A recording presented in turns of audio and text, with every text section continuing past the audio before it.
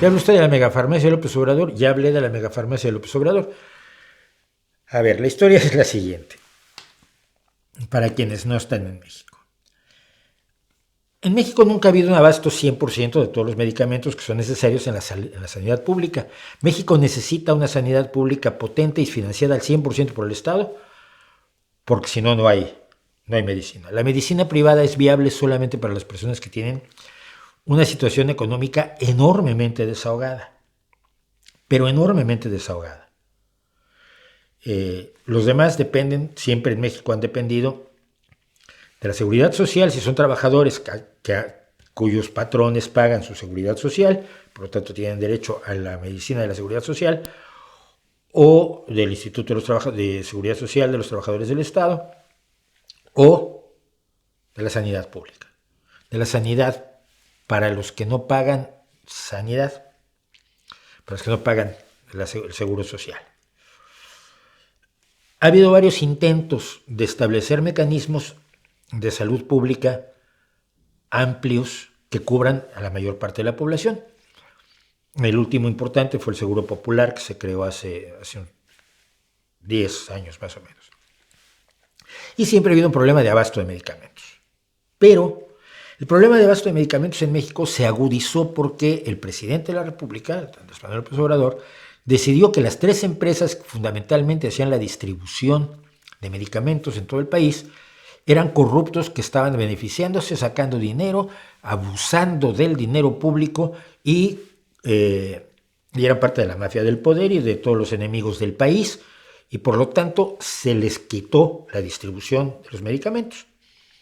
Esta distribución de medicamentos, esta compra de medicamentos, o sea, se les quitó la compra de los medicamentos que ellos distribuían. Y esto se trató de resolver de muchas maneras, algunas tan ridículas como mandar de compras a Estados Unidos al ministro de Relaciones Exteriores. En serio. El problema del desabasto, hemos hablado, aquí hemos hablado con el doctor Macías y hemos hablado con otros doctores mexicanos acerca del problema del desabasto. Sobre todo el desabasto en cuestiones tan críticas como los medicamentos contra el cáncer para niños con cáncer. La vincristina es uno de los más utilizados como quimioterapia, que salva niños del cáncer, que salva niños que antes morían de cáncer. Y ahora hay mucha gente que supera la leucemia y vive vidas largas y productivas y felices. Y no ha dejado de haber un desabasto. Primero que nada, López Obrador dijo que no había desabasto. Luego el subsecretario de Salud fue a la televisión de los aliados y socios y amigos y cofrades de López Obrador. El subsecretario de Salud fue a decir que los padres que decían que sus hijos no tenían medicamentos estaban intentando dar un golpe de Estado. Esta ampulosidad, esta exageración, esta hipérbole del discurso impune, que puede decir lo que sea.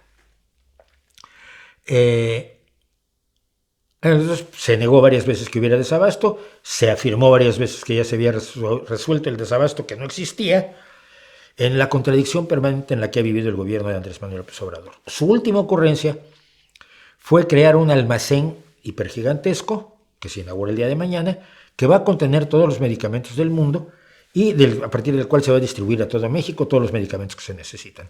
Hice un segmento en uno de los streamings aquí, él usaba su ejemplo como ejemplo de la distribución de la Coca-Cola o de las papas, de las patatas fritas, de las papas fritas de la más importante productora de papas fritas en México, que es Sabritas de Frito-Lay, que es parte de Pepsi Cola. Entonces le expliqué a López Obrador por qué sus ejemplos no servían para distribuir medicamentos, porque Coca-Cola distribuye creo que 20 variedades distintas y los medicamentos son alrededor de 13,000. Algunos necesitan determinada temperatura, algunos necesitan estar refrigerados siempre. Si mañana pues no hay Coca-Cola 00 donde las tomas y solo hay Coca-Cola cero cafeína, pues igual la compras, pero con los medicamentos no pasa, si no está el que quieres no hay sustituto. Es una locura y todos los expertos que yo conozco me han dicho que es una locura. Mañana se hace efectiva la locura.